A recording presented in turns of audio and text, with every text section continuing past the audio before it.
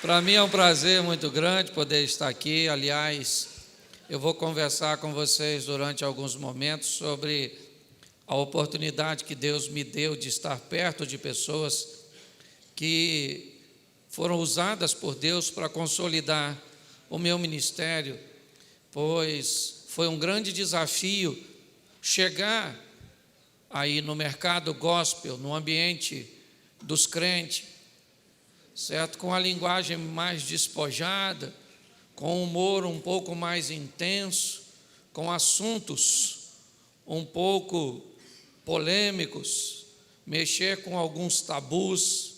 Inevitavelmente, no início, além de ser taxado como palhaço, como alguém sem conteúdo, como alguém que não prestava reverência a Deus, diversos tipos de desconfianças e de adjetivos não muito agradáveis, eles foram sendo colocados sobre minha pessoa.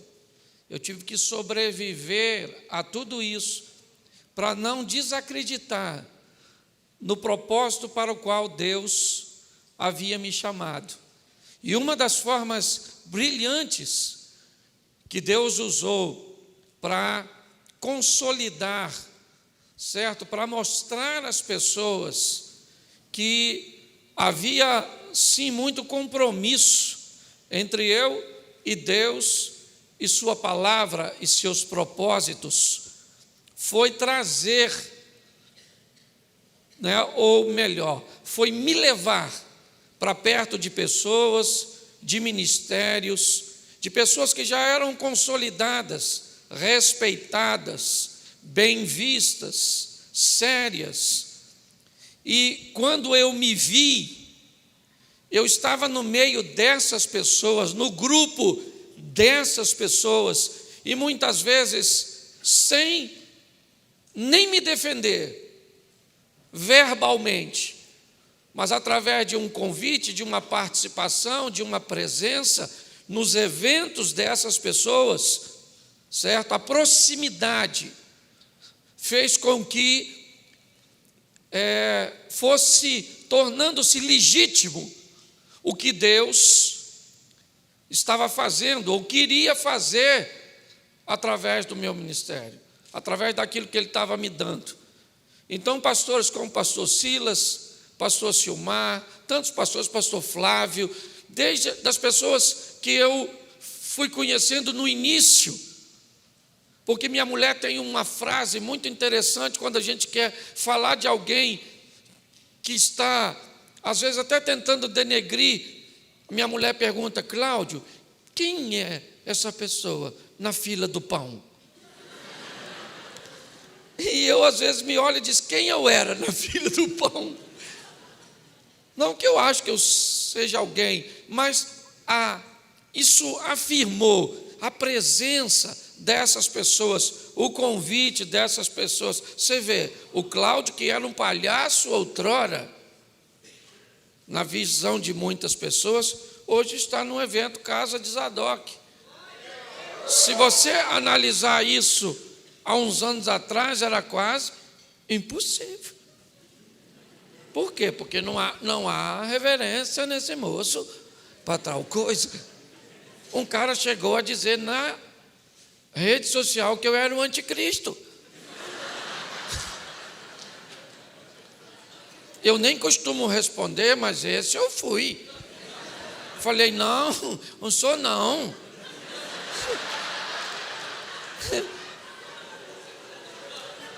Mas como eu vi que ele parece não ter acreditado, eu postei lá embaixo, falei: querido, se eu for o anticristo, provavelmente você deve ser a besta.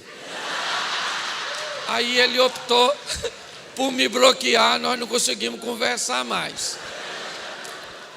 Então eu quero conversar um pouco com vocês, porque o pastor Silas veio aqui e contou uma história, e quando eu olho para algumas pessoas que eu me aproximei, eu falo muito de família, eu aprendi que a família ela é pedagógica, certo? Como praticamente tudo na vida, mas há uma pedagogia muito forte na família. A didática que a família... Aliás, esse é o grande desafio de se viver a dois. Pessoas treinadas em lares diferentes, ou seja, em escolas diferentes. Um recebe um horário, outro recebe outro horário. Um tem o hábito de toda vez que vai comer, segura na mão e senta na mesa para agradecer pelo alimento. O outro é treinado no lar, que quando vai fazer as compras, coloca as compras em cima da mesa e ora tudo: Senhor, está aqui as compras do mês. Nós estamos muito atarefados, já queremos te agradecer por todas as refeições que vamos fazer. Qual modelo está certo ou está errado? A oração foi feita pelo alimento. São apenas escolas e modelos diferentes. Pois é. Quando eu olho para a maioria das pessoas que pastoreiam e que tiveram ministérios ou têm ministérios bem-sucedidos, eu olho para a escola deles, treinado pelos seus pais, pelos seus avós, pelos seus tios, pelos seus irmãos, por um sogro ou por quem quer que seja. Pessoas que foram praticamente discipuladas, treinadas, ok? Tiveram suas próprias escolhas, é verdade, para que rumo deveriam tomar, mas elas foram vendo as coisas acontecerem, foram aprendendo com as experiências, certo? Com as picadas, como nós falávamos no interior, aquele que vai com o facão, cortando e abrindo aquilo que vai se tornar uma trilha, que vai se tornar, certo? Amanhã, uma pequena estrada e talvez um dia uma rodovia. Pois é, a minha história é um pouco diferente da história desse treinamento. Meu pai tinha 35 anos de idade quando minha mãe chega no Rio de Janeiro, vindo da Paraíba. E meu pai engravida minha mãe e não havia amor naquele relacionamento. Meu pai era casado, pai de 2 filhos, certo? Minha mãe era novinha, vinda, né, da Paraíba, e meu pai enganou minha mãe. E minha mãe engravidou. Ela não queria ficar grávida, nem meu pai queria engravidar minha mãe. Ok? Que isso fique bem claro. Mamãe não queria, papai também não queria, papai só queria pegar a mamãe. É uma verdade, certo? E contrariando as expectativas de todo mundo, porque ninguém queria, certo? E eu só fiquei mais calmo quando vi tu me teceste no ventre da minha mãe. Eu descobri que mamãe não queria, papai não queria, e só queria um momento de prazer. Mas Deus falou: eu vou contrariar as expectativas, eu vou botar um garoto. A notícia não foi bem recebida da minha chegada. Mamãe não queria. Puxa vida, o que nós fizemos? Não sabia eles. Eu passei ali fora, a menina me chamou de lindo. Eu descobri que aqui tem gente mais engraçada que eu. Porque foi de graça, eu nem paguei pelo lindo. Mas olha só, contrariando as expectativas, minha mãe ficou grávida. Foi uma tragédia. Uma tragédia. Certo? Apesar de toda a dificuldade, eu já ouvi falar que eles pensaram no aborto. E eu sou contra o aborto, porque aborto é uma ideia na cabeça de alguém que já nasceu. Porque se a mãe desse indivíduo pensasse igual ele não estaria pensando nisso agora. Ele teria sido descartado também. Mas mamãe me teve. 9 meses depois, lá estava eu. Não deu muito certo, porque mamãe tinha 14 para 15, meu pai já estava com 30 e pouco, quase 40, isso há 50 anos atrás, certo? E meu pai me tomou da minha mãe, me deu para uma tia, que me deu para outra tia, que me deu para outra tia, que depois voltei para cá. Ou seja, eu vivi em tantos lugares diferentes que foi muito difícil eu estabelecer um nível de comportamento. Não havia um comportamento para mim, porque cada família tinha uma pedagogia e uma didática, e eu não sabia como me comportava. Numa tinha horário, outra não tinha, uma podia fazer isso, outra não podia, uma podia falar isso e outra não podia. Então, eu fui crescendo sem uma estrutura. E era tão desafiador para mim, depois de ter sido mandado embora de alguns lugares, que eu fiquei introvertido. Era perigoso falar. Muitas vezes eu fui expulso da casa ou mandado embora, porque utilizei um vocabulário que não era permitido naquele lar, mas de onde eu vim, podia falar. Então, eu fiquei lerdo, tardio nas decisões. Era sempre muito preocupante o que fazer. Eu não era da casa, eu era um estranho vivendo de favor na casa das pessoas. Uma frase, me perdoe, eu estou falando para adultos, uma prima usava muito comigo por eu ser lerdo. Ela dizia: menino, você foi feito nas coxas. Você não foi nenhum ato sexual completo. Porque eu era lerdo. E quanto mais falava isso, me parece que mais lerdo eu ficava. Abusos eu tive que enfrentar dos mais diversos possíveis. Morando sempre em Xerém, um lugar que eu amo é Xerém. Hoje Deus me deu condições de morar, sei lá, não vou dizer em qualquer lugar, mas em muitos lugares. Mas Deus colocou meu coração naquele lugar.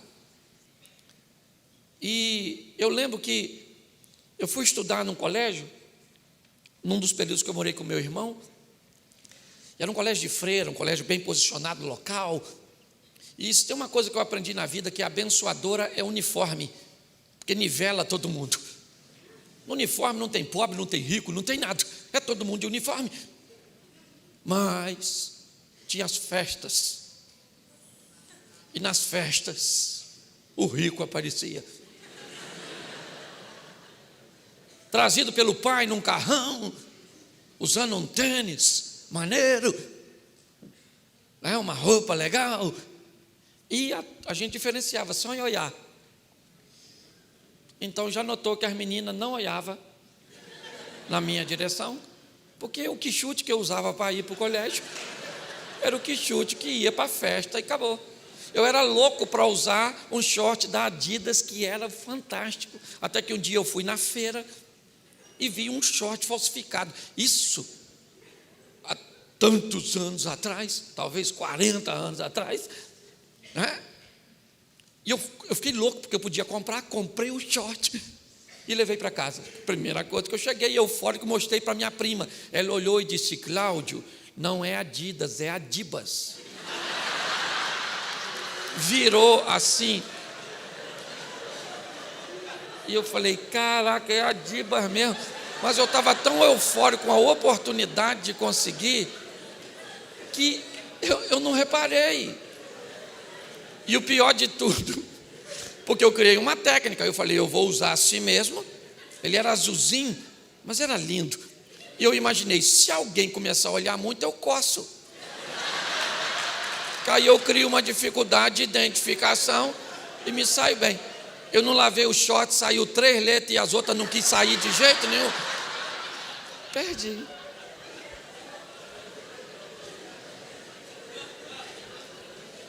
Pois bem, fiquei mais adolescentezinho e a vontade de namorar, ela apareceu. Mas ninguém ia namorar um garoto usando quichute. Como a mãe das moças dizia onde eu morava: esse menino não pode ser seu namorado, primeiro porque seu pai é um irresponsável, sua mãe é mãe solteira, e ele não tem onde cair morto. Não deixava de ser verdade, mas nem toda verdade precisa ser dita. Nós temos que preocupar-nos com as pessoas. Mas ninguém se preocupava. Eu escutei muito isso. E o mais divertido disso é continuar morando em Xerém. porque muitas mães daquelas meninas ainda residem lá. E quando eu passo, hoje, num carrinho um pouco melhor, morando numa casa melhor, com aquela loura, porque mulher não fica velha, ela fica loura, é uma verdade. Aquela mulher loura do meu lado, eu abro o vidro e cumprimento a Santa Senhora, que não deve ter morrido, porque ninguém quer do outro lado, é uma verdade. Aqui jaz o menino que não tinha onde cair. Pois é, já deu para notar que eu deveria ser tudo, menos pastor. O meu treinamento não foi para isso. Eu não fui treinado para isso. Eu não fui adaptado para isso. Certo? A minha história é um pouco diferente da história de muitos e talvez bem próxima da sua história. Mas eu aprendi uma coisa nessa vida. Salmo 27:10. Ainda que teu pai e a tua mãe te desampararem, eu, o Senhor, jamais te desampararei. Eu descobri, depois de um tempo, que eu poderia contrariar o prognóstico,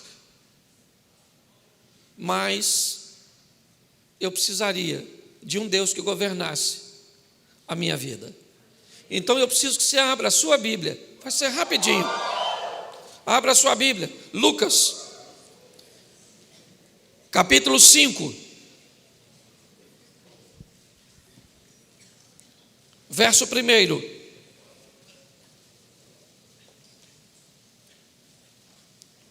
Amém? Certo dia, Lucas 5. Certo dia, Jesus estava perto do lago de Genezaré, e uma multidão o comprimia de todos os lados para ouvir a palavra de Deus. Viu à beira do lago 2 barcos, deixados ali pelos pescadores, que estavam lavando as suas redes. Entrou num dos barcos que pertencia a Simão, e pediu-lhe que o afastasse um pouco da praia. Então sentou-se e do barco ensinava o povo.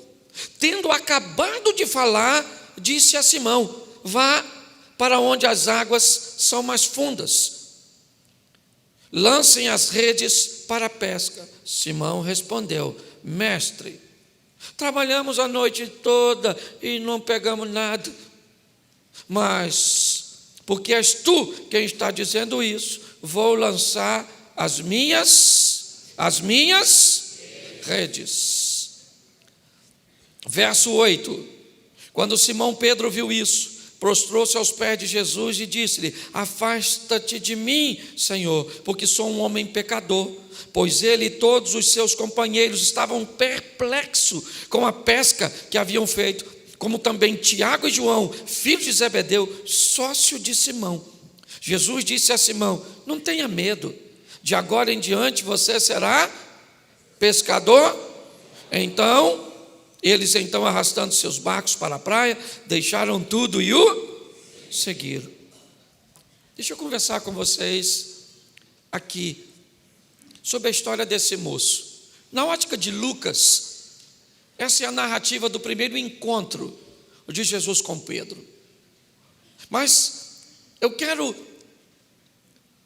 olhar para o ambiente emocional deste homem. Ele narra isso e vamos dar uma olhadinha no dia anterior a esse episódio. Pedro está preparando suas tralhas para pescar.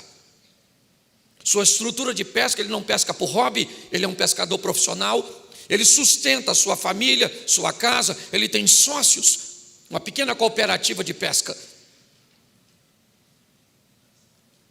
Tem pescador aqui? A turminha que gosta de pescar, levanta a mão. Isso, pois é, todo mundo que pesca tem algumas expectativas. Primeiro, nós vamos sair para pescar peixe bom. Segundo, nós vamos sair para pegar muito peixe. E terceiro, nós vamos sair para pescar peixe grande. É ou não é? É assim que funciona. Bom, grande e muito. Principalmente para um cara que vai viver disso. Preparou tudo, saiu. Eu imagino um homem hábil. Não é à toa que Jesus chamou a base de sua equipe de pescador, porque a gente é acostumado a lidar com frustração, apto a lidar muitas vezes com um barco vazio, mas disposto a ir no próximo dia e tentar novamente.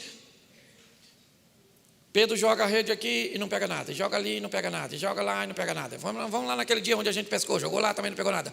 E troca, vai agora você, tia, e também não pegou nada não. E joga outra aqui, hoje está ruim, hein? Hoje é dia do peixe e não do pescador. E aquela confusão toda, e pior, sabe o que está acontecendo? Enquanto ele está trabalhando, está amanhã. E se você conhece um pouquinho de pesca em água salgada, você sabe que se tem uma coisa que é difícil é fazer uma boa pesca de dia, ainda mais de manhã. Peixe bom, sai para pescar, grande, para comer à noite. E não pega nada, e está amanhecendo, não pega nada, e está amanhecendo. Amanheceu, eu imagino eles olhando para o fundo do barco. O que tem lá? Nada. Hoje não pegou nada, hein? Então vamos embora. Chega, puxou o barquinho. Nada no barco, nada. Eu imagino, né, os clientes chegando. E aí, Pedro? Hoje não pegou nada não, vai comprar no barco do outro. Nem vem olhar o nosso, que nós estamos com a raiva danada. Mas o engraçado é que eles não pegaram o peixe, mas a rede voltou suja. O texto diz que eles estão lavando as redes. Por duas coisas. Primeiro, se não lavar as redes, as malhas das redes apodrecem. E eles precisam lavar, porque de noite eles vão fazer o quê? Pescar de novo, querido. Por pior que tenha sido o seu ontem, a sua história, o prognóstico disseram a seu respeito, passou. Lave suas redes, senão elas vão apodrecer. Se você não tomar uma decisão de eliminar esses resíduos ruins, que podem apodrecer suas malhas, você não tem rede para pescar. Amanhã, lava esse troço, foi ruim, tem dia que eu lembro, eu ainda lembro as coisas que aconteceram comigo. Oh meu Deus, por quê? Aí eu passei a me perguntar, por que você não morreu? Porque não foi o suficiente para te matar. Bom, vida que segue. Lava essas suas redinhas. E Pedro está lá lavando e pensando o quê? Vou para casa, como um negócio bom, durmo para descansar e de noite eu volto para... Quando de repente quem é que vem dando um rolezinho na praia? Ele mesmo, o chefe dos crentes, Jesus.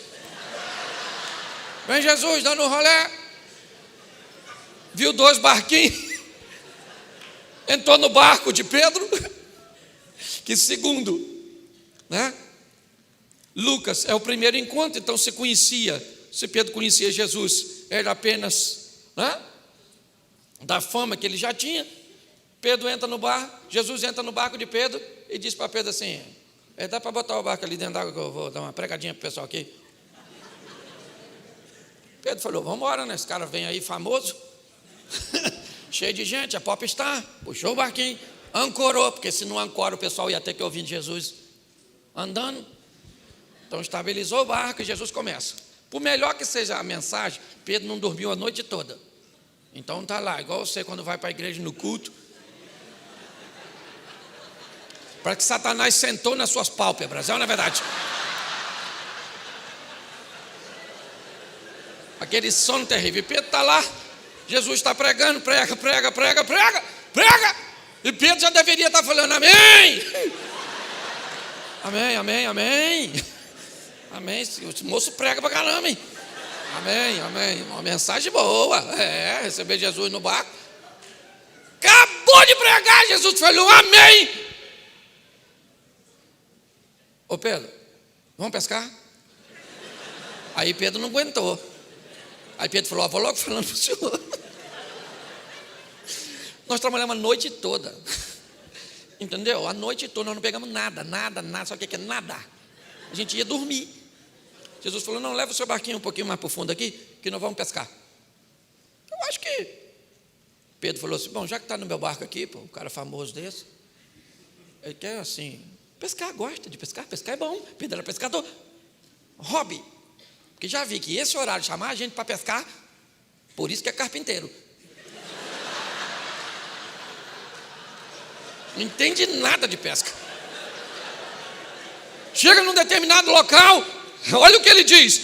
Jesus disse assim, joga a rede. Pedro estava tão que Pedro falou, Vou jogar porque o senhor está mandando, que está limpinha, o senhor está vendo? Acabamos de lavar. Jogou.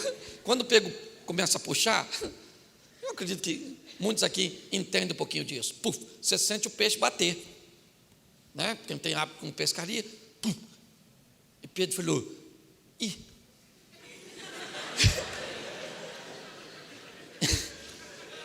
Caramba.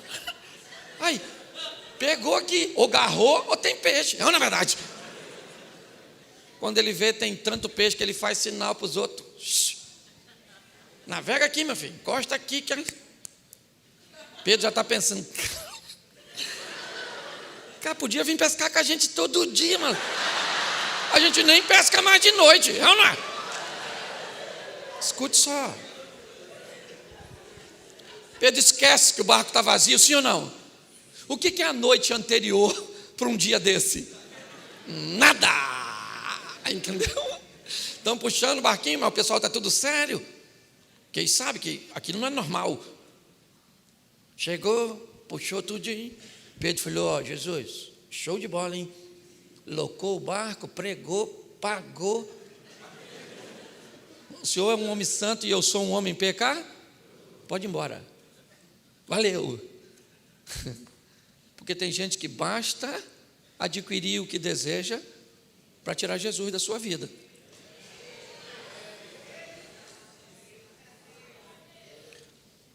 Pode ir embora. Falou, Jesus falou assim: não, rapaz, nem assim não. Eu não entrei na sua vida para viver com você um momento. Eu entrei na sua vida para viver com você uma história. Você não está entendendo? Eu vou fazer de você pescador de... Isso, Pedro sabia o que era pescar homem? Sim ou não? Por isso que ele vai ser treinado. Ele não foi preparado para aquilo, ele foi preparado para ser um pescador.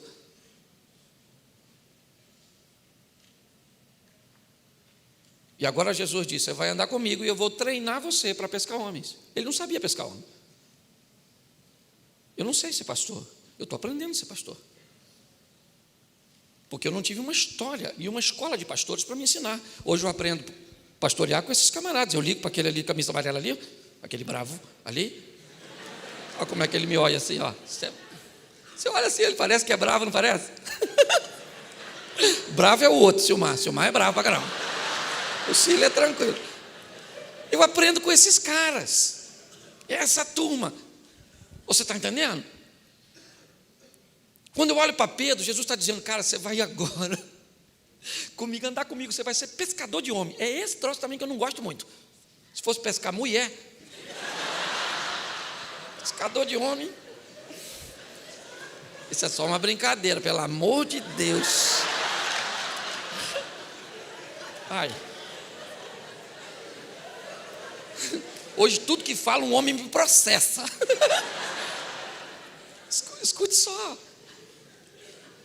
Deixa eu caminhar rapidinho com isso. Após esse episódio, Jesus é levado por Pedro até sua casa. Porque se você não tiver crédito em casa, vai ficar difícil. Um obreiro, quem trabalha para o Senhor. Esse dia um camarada que está subindo aí, está em ascensão, um ministério fantástico. Ele foi me apanhar no hotel, estava do lado da esposa, e ele me disse assim: pastor Cláudio, se o senhor tivesse que me dar um conselho, qual o senhor me daria? Eu disse para ele que essa mulher que está do seu lado seja sempre a sua fã número 1. Enquanto ela acreditar que você é quem você é porque você não é fake, você é verdadeiro.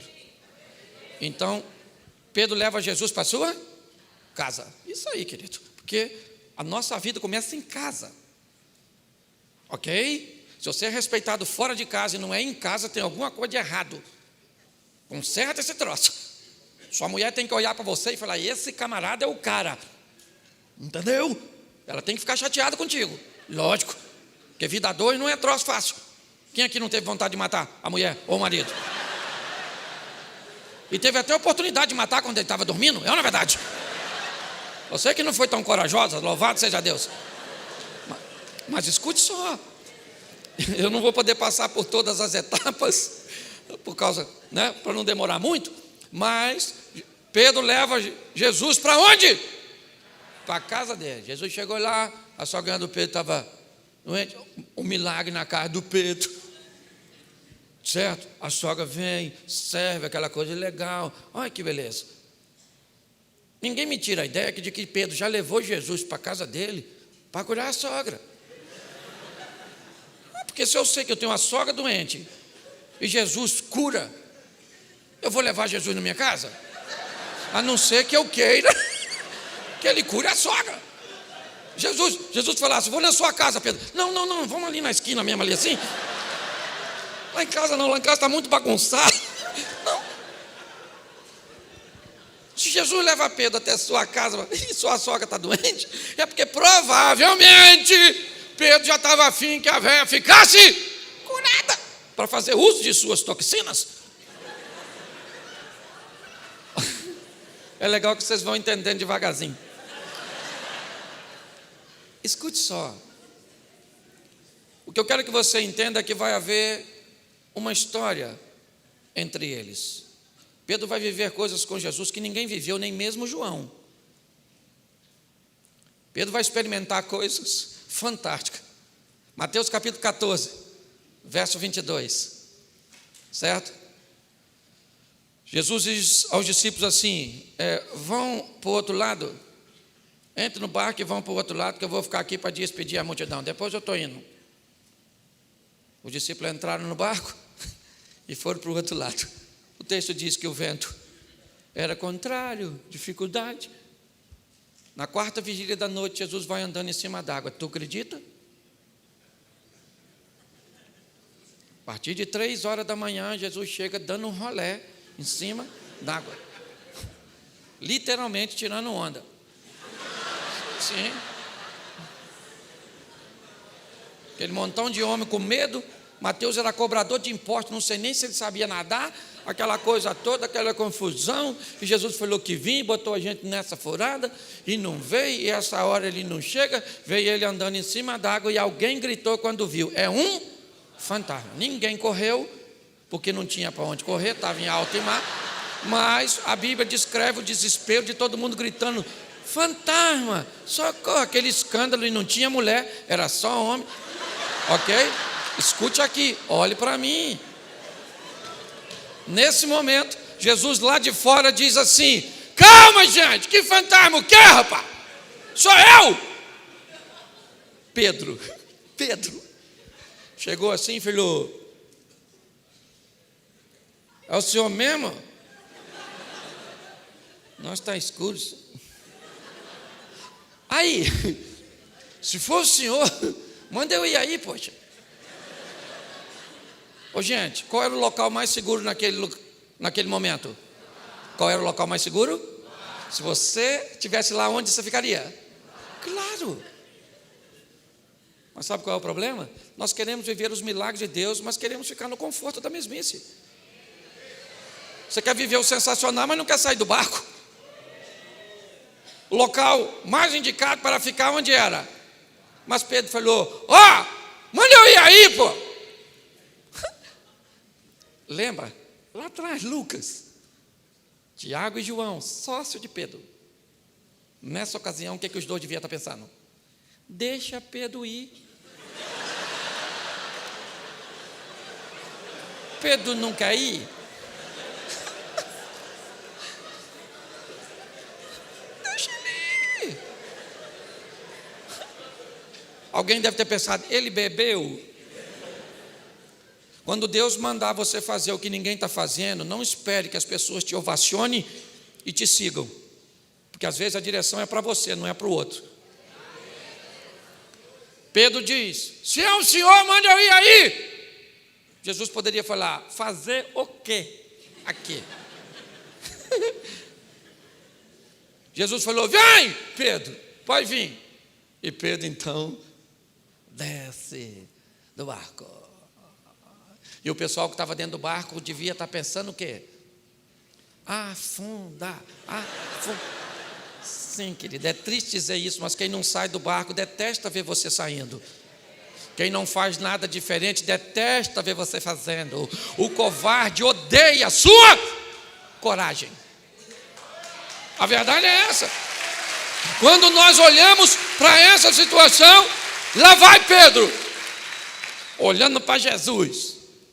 E sabe o que é mais engraçado? Quando ele está quase chegando, sabe o que ele fala?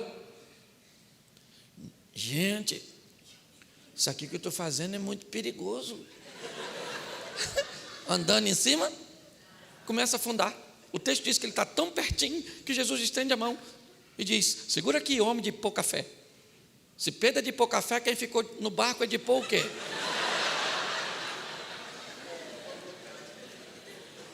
Pedro segura na mão de Jesus e os dois vão voltar para o barco.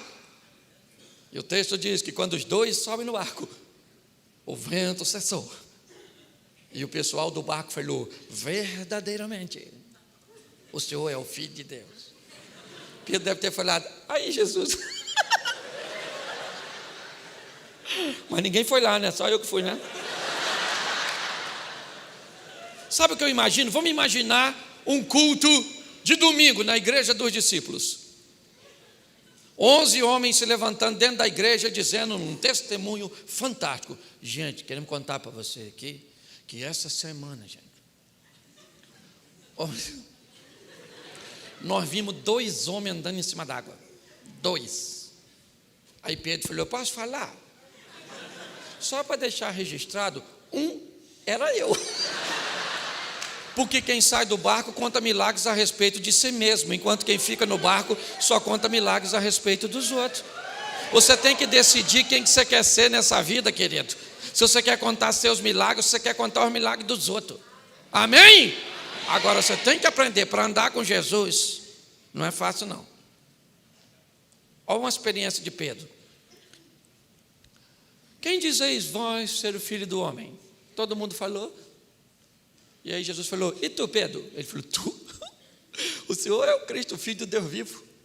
Jesus falou: bem fizeste tu, Simão, que não respondesse a carne e o sangue, mas sim o Espírito do meu Pai que está em você. Eu imagino Pedro falando: aí, mano, pensa o recipiente aqui, quem está dentro? Porque Jesus tinha uma maneira muito legal. Acertou, elogiava: bem fizeste tu. Pedro continuou lá, ao invés de ir trabalhar. Jesus falou: mas eu vou morrer, sofrer. Pedro falou: que é isso? Faz isso não, aí não, poxa. Jesus falou: para trás de mim, Satanás. O discípulo deve ter falado: ó, o recipiente aí. Que você vai andar com eles, você vai ter que entender uma coisa: se é para ser elogiado, você vai ser. Se é repreendido, você vai ser. Ou então não queira andar com ele, porque ele não faz média com ninguém. Andou na linha, não andou, acabou, querido. E Pedro é uma grande lição. Ele era dos extremos. Quando Jesus disse que vai morrer, ele falou: olha, ainda que todos te abandonem, eu morro contigo. Eu imagino Jesus falando: difícil, Pedro, difícil. Cara, lidar com Pedro, nossa, difícil.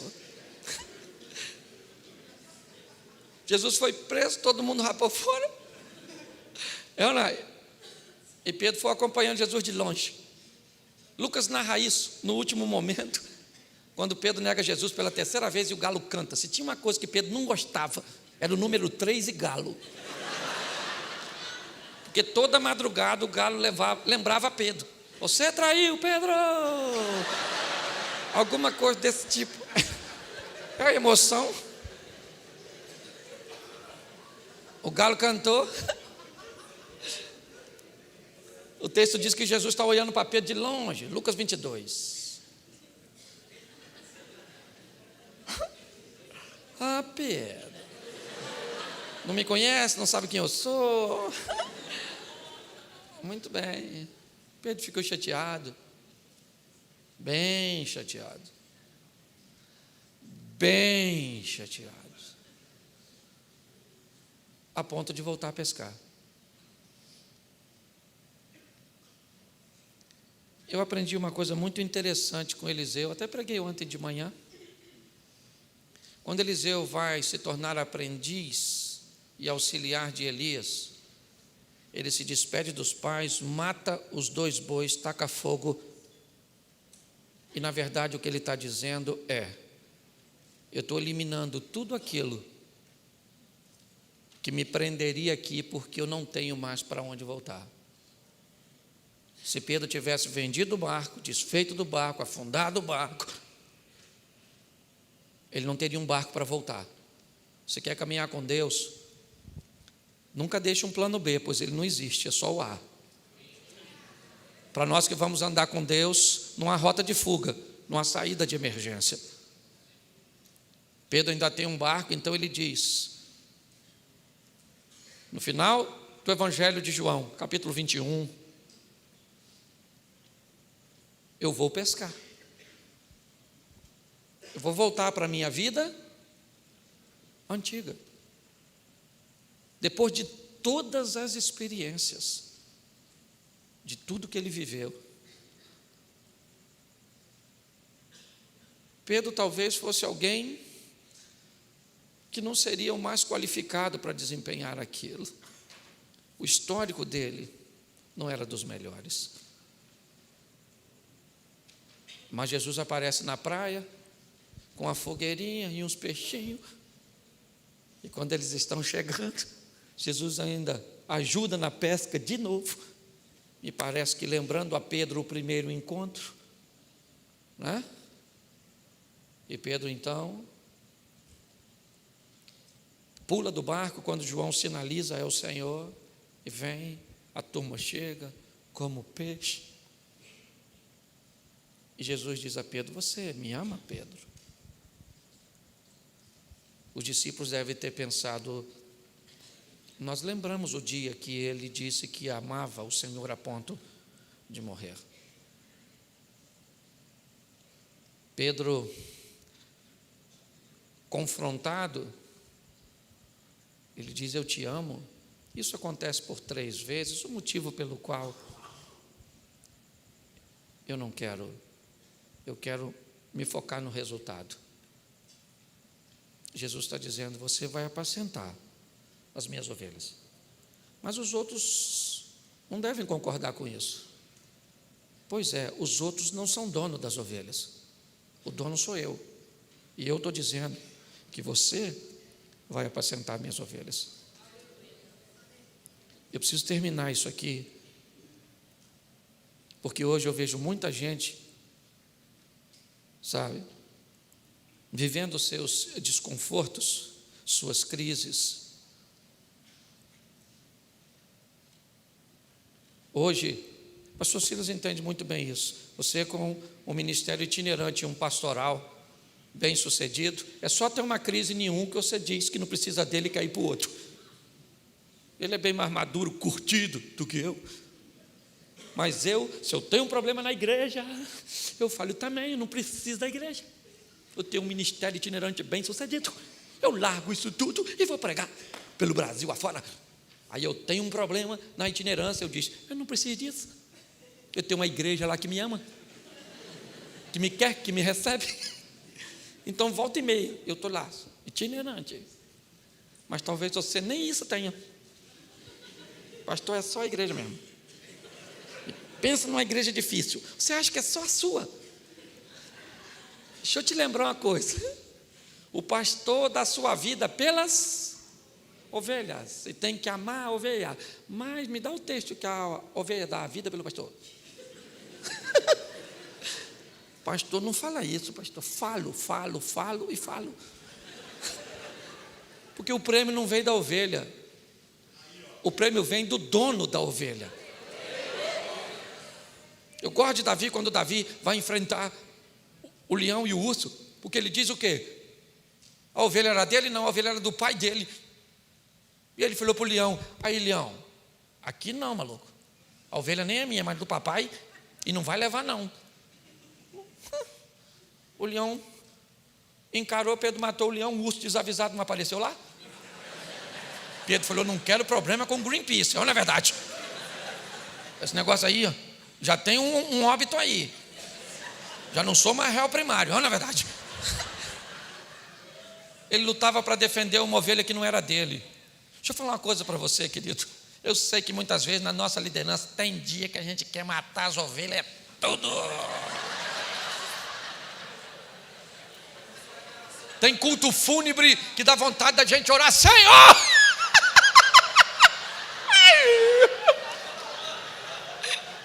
Não quero nem saber para onde foi, não quero nem saber. O importante é que foi, louvado seja Deus. Tem dia, e isso não é para você, não é para a igreja pequena, não é para 50 membros, 5 mil membros, isso é para pastor. A gente anda assim durante o dia, vai no inferno, no céu. Quanto maior for o número de ovelhas que você apacenta, mais gente durante o dia dorme chateado com você. Então não queira crescer muito não. Mas é divertido, gente. É legal. Porque nós vamos receber um prêmio do dono das ovelhas. Pode ter certeza. Então vamos trabalhar com amor. Cuidar desse povo. Um povo muitas vezes carente. Um povo muitas vezes que não sabe discernir uma informação. Ruimzinho mesmo. Então, sorria mesmo. Você está rindo e nem feliz você está. Mas você está rindo. Então eu queria que você ficasse de pé. Fica aí, porque está terminando aqui. Fica aqui, fica aí. Isso, feche seus olhos, pode fechar. Que ninguém vai pegar nada seu. Eu sou carioca, mas sou convertido. Feche seus olhos. Feche seus olhos. Senhor nosso Deus, histórias muitas vezes estão distintas, treinamentos, às vezes, tão diferenciados, mas todos nós fomos chamados para o mesmo propósito: trabalhar para o Senhor, cuidar da Tua obra, ó Deus. Em nome de Jesus, muito obrigado, pois o Senhor conhece a realidade de cada um e, na verdade, um trabalho como esse tem por propósito treinar pessoas, oferecer às pessoas ferramentas, experiências, ó Pai, e informações que possam ajudá-las no cumprimento do propósito que o Senhor tem para cada um. Hoje é apenas o início, ó Deus, e amanhã sabemos que grandes coisas o Senhor ainda tem para realizar neste lugar. Continua conosco, Senhor, pois somos totalmente dependentes e carentes de Ti. Te damos graças. Muito obrigado pela presença do Teu Espírito Santo, ó Deus. Te agradecemos pela morte de Teu Filho Jesus por nós, porque o Senhor é o Deus Todo-Poderoso. Você pode dizer amém?